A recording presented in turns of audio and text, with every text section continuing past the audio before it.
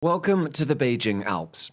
As you can see, and as you'll know if you've been watching the Olympics, there's not much snow. Traditionally, rather an important element for a Winter Games. Beijing is incredibly dry. It gets less annual snowfall than London, so all the snow at the Games is artificial. Much of it came from the water in this reservoir, called Bao. This whole area is as dry as dust, but this reservoir is a frozen oasis in the mountain desert. And the waters underneath this ice are used to supply Beijing because it has very little. But recently they've been diverted to create snow for the Winter Olympics because otherwise they'd have none.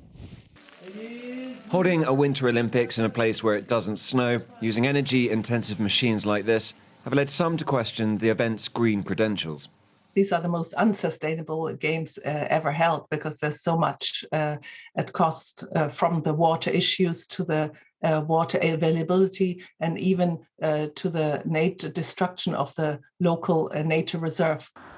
Others have complained about the big air site in downtown Beijing, saying it looks dystopian.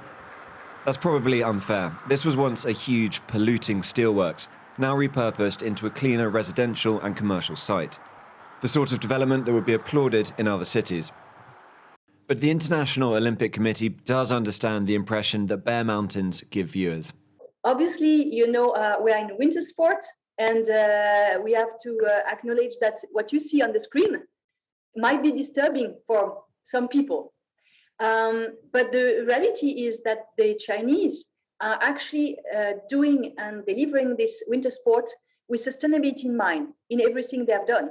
So from really building the venues or even repurposing 5 venues from 2008 to using for the first time ever 100% renewable energy to using low carbon mobility. Climate change means Beijing won't be the last Winter Olympic city to rely on fake snow. Snow from a reservoir rather than the sky may become the new normal. Tom Cheshire, Sky News, Beijing.